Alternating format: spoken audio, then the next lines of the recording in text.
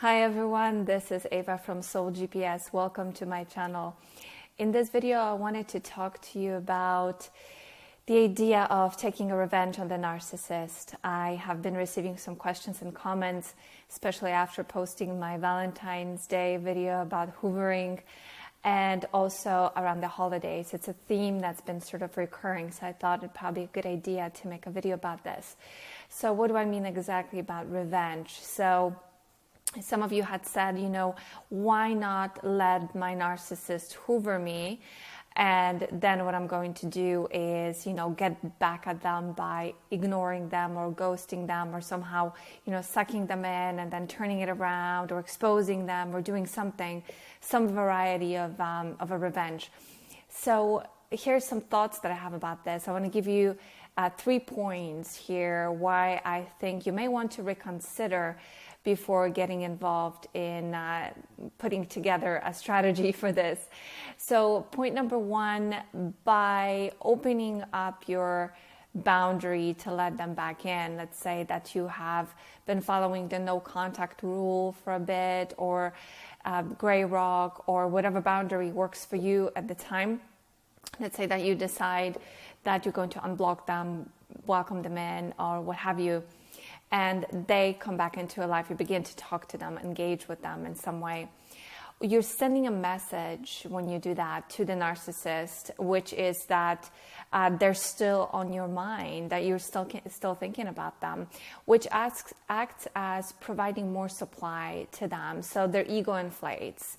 It almost doesn't matter whether it's positive feedback that they're receiving from you, feeling like, you're missing them, you're thinking about them, or whether it is more like, they're sensing that you might be up to something. It almost doesn't matter whether it's positive or negative. Just the fact that you are thinking about them is food for their ego. I remember one time I was speaking to a very toxic person. I didn't know at the time that they were toxic. It was only later, once I learned about narcissistic abuse and psychopaths, sociopaths, that I was able to put two and two together. And also I have had the ability to watch his behavior over time. But this person is no longer in my life. But something he had said really stuck with me. And that is, he said, I don't even care if they hate me, as long as they don't feel ambivalent towards me. He's like, there's nothing worse. There's nothing worse than other people being indifferent towards you. So this is, as hopefully you can see now, this is one example of many, but I've heard this so many times from targets of narcissistic abuse, and also from narcissists themselves. I grew up around them, so they were always after attention, and they loved when people talked about them. They loved when they were able to get into other people's heads. They love when they were obsessed with them. They just feel so important. They feel like they really exist, like they matter, like they're alive. So by giving them any thought, positive or negative, what you're doing is you're sending the message that they matter to you one way or another. So you might want to avoid that. Point number 2 is, by planning a revenge, by planning to get them in and then get back at them, you are really doing a disservice for yourself, because you're focusing on them, on the toxic person, instead of you. You may be making already so much progress in your life, meeting your goals, changing your routine, learning a new language, planning a trip, or just really keeping your mind open and receptive to new ideas, new insights, new inspirations, all of which are wonderful. Doing something that's your own, following your own dreams, it's not an easy task. It takes so much energy to break away from the inertia of whatever it is that you were doing yesterday. Making progress is hard work. It takes lots of energy, lots of focus, lots of attention.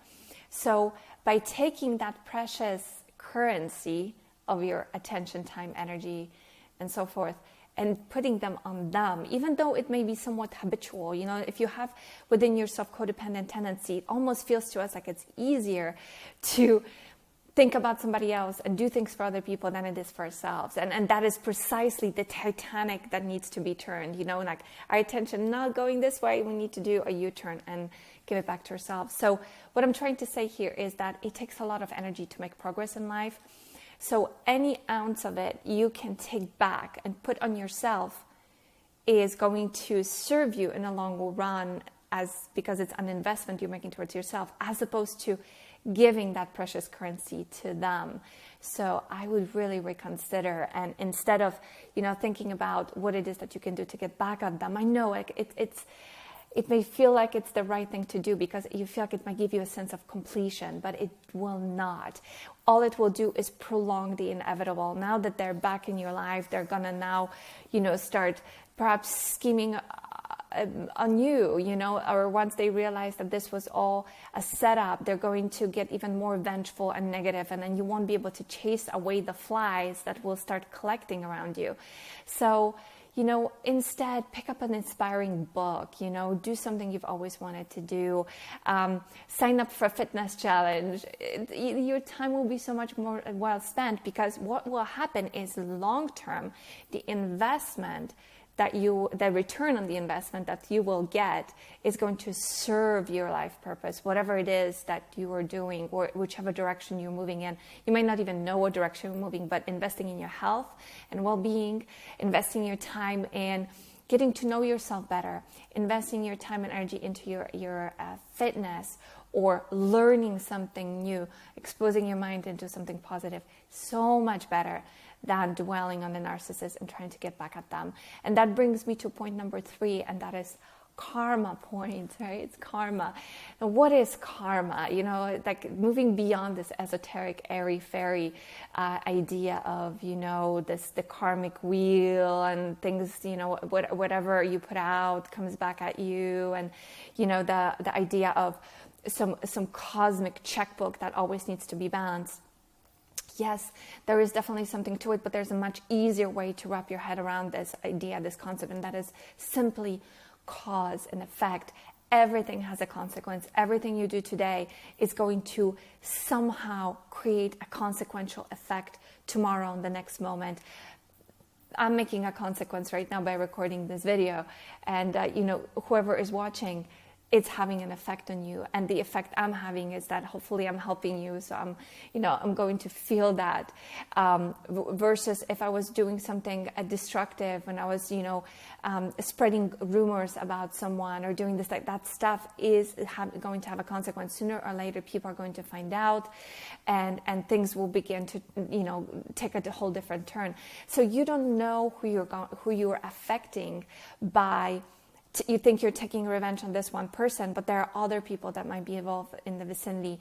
The narcissist is a vengeful, very self-absorbed person. So whatever it is that you do to them, they're going to remember. They're going to find a way to strike back. So you might be just, creating a much bigger you might be fueling a much bigger effect that will come back and hurt you in some way. So again, we don't know what things we're setting in motion by the actions that we take, especially when they're negative. When they're positive, you can rest assured that you're doing something good, and something good will come back to you. So, it's my belief that's one of the reasons why our world is in the state that it's in, why there's so much environmental devastation, why our politicians are playing the games that they do, is because everybody's so short-sighted. They're only thinking about, I'm going to do this, I'm going to get that, I'm going to play this person, and hopefully I'm going to get this thing back. But we're not really thinking about long-term effects. Like if we really could see that by, spewing carbon dioxide into the atmosphere, we're actually changing the climate and killing, I think we're at over 50% of all of our species being decimated at this point. I mean, this is atrocious, horrible what we're doing. And yet we keep going because we don't see the effect right away. When I was in Thailand just a month ago, and I took a tour there of the park, the national park, And I asked the park ranger, like, what's going on here? Because you could see that the water was really opaque and it had a green color instead of blue. And they said, within the last 10 years, 80% of the fish disappeared. And in the last 20 years or so, 50% of the coral has died. And it's like, this is not an immediate effect. It's a compounding effect. It takes time. I know I kind of weird off on another subject here, but I'm trying to make a point here, which is that the things that we do today are going to have an effect tomorrow. And if we choose to invest in ourselves, and if we choose to invest in our well-being and in our future, we're putting coins in our savings account. And tomorrow that those coins are going to multiply. And over the next year, 2, 3, we may end up just living a whole different life, away from the narcissist, away from the toxic people, and finding much more deeper integrity in our lives, and really reaping the fruits of the labor that we put in today in literally investing in ourselves and doing good things for ourselves, as opposed to giving in to the negativity and compounding on that. Again, that has addictive quality. Being with a narcissist has an addictive quality, and we need to let some time elapse so that this addiction can wear off and we can reclaim ourselves back and really connect with our essence and nurture that and let that bloom and blossom. So it's never too late to change your life around, but remember that the actions you take today will bring you an effect sometime down the line. So be mindful of what it is that you do. Be mindful of where your thoughts go. Be kind to yourself, and surround yourself with people who are also kind to you. So I hope this video has helped you make some decisions. And if you do decide to do this and re-engage, just remember, be prepared that there might be some consequences that you may have to deal with as a result. So in any case, I'm sending you all my best. I look forward to connecting with you again. And if you have questions, comments, concerns, you can always leave them down in the comments below. Many blessings to you. Take care. Bye-bye.